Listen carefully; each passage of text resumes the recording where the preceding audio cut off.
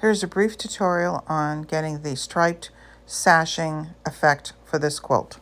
This is the picture of where I got my inspiration from. I'm not giving you exact measurements because this is not my pattern. I will, however, give you measurements for the Splendid sampler, which is what I showed on Facebook. Okay, so here we go. We're going to talk about this setting for these blocks. These blocks are 6.5 inches unfinished. It's from the Splendid sampler number 1. And these little sashings are going to be cut 2 inches.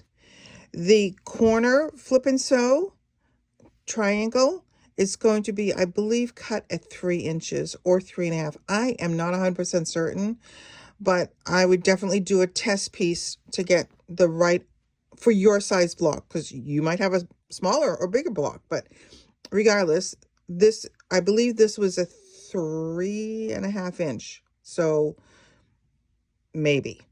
All right, so this is the pattern that I got it from. And you can see the light, and they use brown, but I use navy. So each one is one color or the next. All right. So in mine, I did navy, medium blue, navy, medium blue, navy. So each block, you start with either the dark or the light, whatever you want. Each block is bordered in one or the other, completely bordered. So a 6.5 by 2 inch strip here, and then the top and bottom in the navy. This one, medium blue, medium blue, medium blue, medium blue. So those are, you do all of those.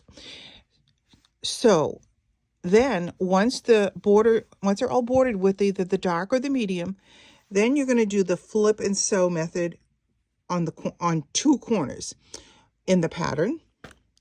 It had upper left, lower right, upper left, lower right. So you put your 3.5 inch block there and either mark it or stitch it that way. Flip and so it's that flip and sew method. So you flip it over, press it, cut away the back, flip, sew, flip, cut away the back. Once those are done, then you add them side by side, and it will give you that effect of a striped background. So you're only doing the flip and sew on 2 corners, upper left, lower right, upper left, lower right.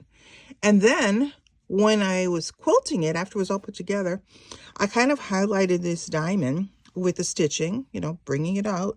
And then I used a little quilt motif that was a feather stencil that I had, drew it out, and then stitched it. So these are all basic stitching, puzzle pieces, outlining, and then it gives you that big effect of a striped background. So depending on the size of your block, I mean, I didn't want a giant quilt. It's pretty giant, but 6.5, 2 inches.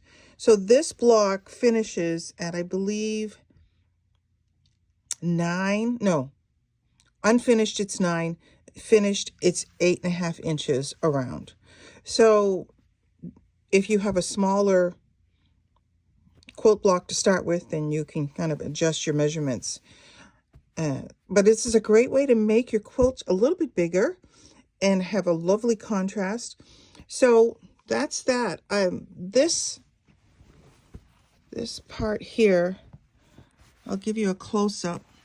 Half square triangle, half square triangle, half square triangle. So that's all these are. And I guess if you're not sure if it's going to fit, you could put a filler in here, a little filler strip, to make it correct size. But these are basically half square triangles, and a lot of them. So that's the story on this. I hope you enjoy it, and I am glad that you were inspired to finish your quilt. So if you have any questions, let me know. Maybe I didn't make myself clear, so I want to double check.